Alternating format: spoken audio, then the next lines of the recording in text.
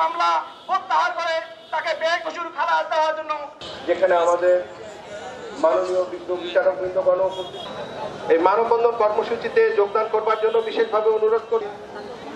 সংক্ষিপ্ত আলোচনায় যাব। প্রথমে এই বিচার আইনজীবী সমিতির কার্যকারী কমিটির অন্যতম আইন অঙ্গনে আজকে তারা উপস্থিত আছেন, আমাদের বার্তা লাভ করে তারপর থেকে বিচার বিভাগ বিভিন্নভাবে এই কাজে হস্তক্ষেপ করতে না পারে সাধারণ মানুষ তার জন্য ন্যায্য অধিক মুক্ত, সরকারের আওতা মুক্ত থাকার জন্য আলাদা আর কোন বিচারক আইনজীবীদের এইরকম কোন বিষয় হাতাবাসী এটাও বলতে চাই। আমরা খেয়াল করছি গত ভাইকে কিছু বলবার জন্য অনুরোধ জানাচ্ছি। আসসালামু আলাইকুম। সাংবাদিক বৃন্দ এবং প্রিয় রংপুর নিয়োগ দিতে পারতেন, পৃথকভাবে তারা কর্মকর্তা নিয়োগ দিতে পারতেন।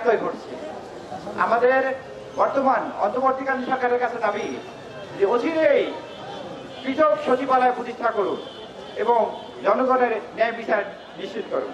কাছে আমরা রংপুর আইনজীবী এবং বিচারক, রংপুর জজ কোর্টে যারা বিচারক সকলেই আমরা সম্মিলিতভাবে নতুন অন্তর্বর্তী সরকারের কাছে আহ্বান জানাচ্ছি যে আপনারা বিচার বিভাগের জন্য আলাদা মন্ত্রণালয় করবেন, তাহলে আমাদের বিচারকগণ স্বাধীনভাবে বিচার কার্য চালাইতে পারবেন। এবং সকলের প্রতি আমার যেটা আবেদন সেটা হলো, যখন বিচারকেরা মনে করতেছে যে তাদের সামনে বাধা হয়ে আছে পৃথক সচিবালয়, সেটা অবিলম্বে ন্যায় বিচারের স্বার্থে পৃথক সচিবালয় স্থাপন করা, এটা আমার দাবি এবং আমার সমস্ত ভাইদের দাবি।